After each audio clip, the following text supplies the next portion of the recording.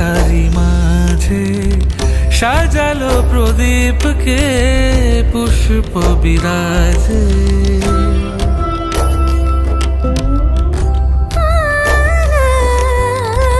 সোহাগে ভরে এ ধরারি মাঝে সাজালো প্রদীপকে পুষ্প বিরাজে। পলাশে রাঙানো পথে শিউলির ঘ্রাণ